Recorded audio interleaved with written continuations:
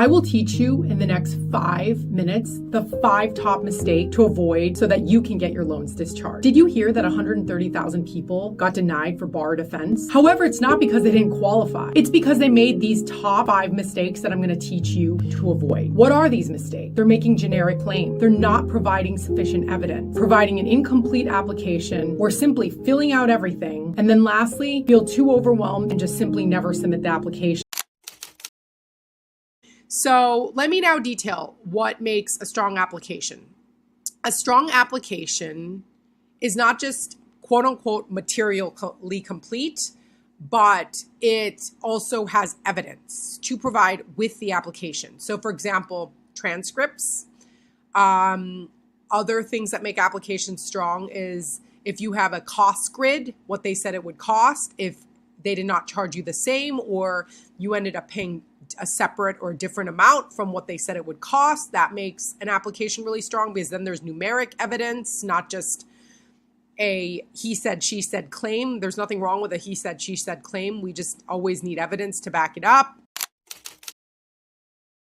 Anything in writing is preferable, of course, including advertising, flyers, professors' qualifications and or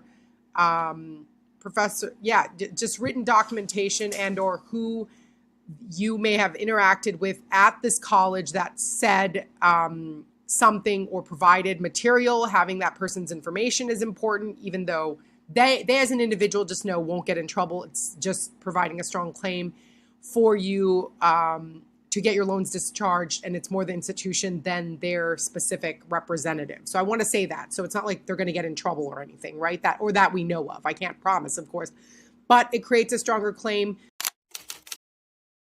By the way, you only need, there's multiple sections. This is a 25-page app. There's multiple sections.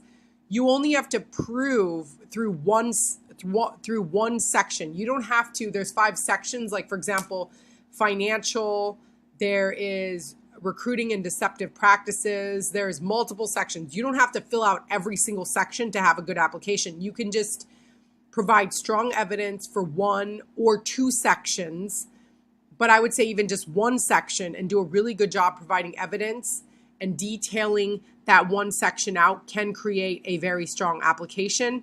As long as we have information for that section for it to be materially complete, like what happened, when it happened, how did it happen, why did it happen, why the information provided to you or concealed was important when you enrolled, how the conduct harmed you, okay? They ask these similar questions in all 5 sections. Again, you don't have to fill out all 5. You can just focus on 1, possibly 2 of these sections with material and strong evidence will make a strong claim.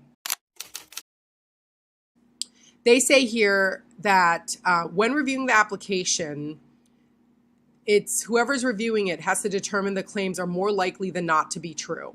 So it's not saying you absolutely have to prove it, but how can you make a claim more likely than not be true is providing direct examples and having evidence. That's what we would say, right? Versus you just saying, they promised me something, I didn't receive it, and you don't have any written evidence or any evidence anywhere. That's going to make a much weaker application than saying very specifically. So again, specifics win any day over generalities. Saying the professors were bad, that's a generality. Saying, here is the 5 classes I took that I withdrew from because they were so bad, and here are the professors' reviews, so it's not just me. Look, all these, and these classes also promised practical experience. I didn't receive them. I was never offered an internship. I went to ask about it. When I complained, they enrolled me in a better ranked class, and at the end of the day, I unenrolled because I didn't get the outcomes I was promised or the opportunities. Sorry, I was promised, right? Mistake number 1, people say and make generic claims, saying that the school lied to me about everything, or saying that the school said I would get a good job. Those are generic claims. Here's a better approach. The admissions officer, Sally, told me that this degree would lead to my getting an average of $105,000 salary within 6 months of graduation. I graduated but never got job support and still earned $28,000 annually in the same job I had before taking on loan. This is very specific, okay? So this is avoiding generic claims. Second mistake, submitting no evidence. Many borrowers type out entire story but attach no proof. For example, you could attach a screenshot of Sally stating that you would get a better job, a marketing flyer saying you would get a $100,000 paying job within 6 months, or you would get a job by this title, specific salary brochures and or even student handbook, transcript, emails, anything that proves that the school said you would earn $100,000 plus salary, right? So tips, even a photo of a mailer of a false comment could really make for strong evidence. It could be public evidence, not even anything submitted directly to you in email. Mistake number 3, incomplete application. People will fill out claims skipping entire sections about why they enrolled or how the school misled them, or they'll just skip the negative impact that it caused them. For example, leaving out who recruited you, skipping the negative narrative about how it impacted you. So for example, you didn't get that $105,000 job. You currently earn $28,000 in a job that you had before you went to that program. Explaining that, show what your current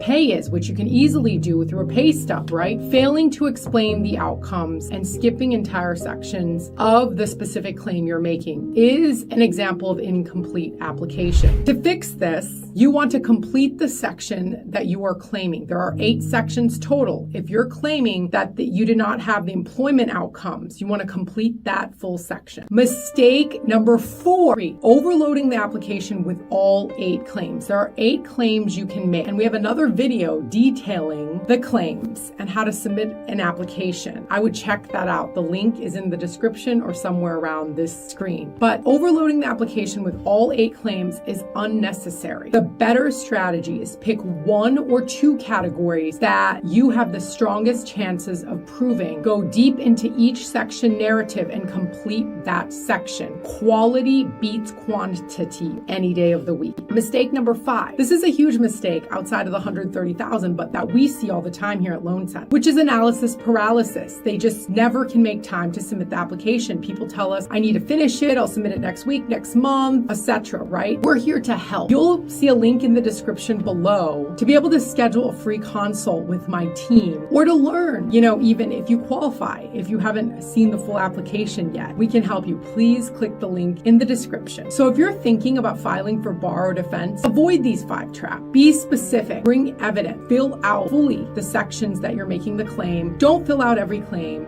And most importantly, just hit submit. If you're stuck, we've helped hundreds of borrowers submit strong claims with the evidence that they need. We help you find the evidence and help you submit the application. Don't go about it alone. Don't get anxious. We're here. Book a call and get the free resources provided in the description below.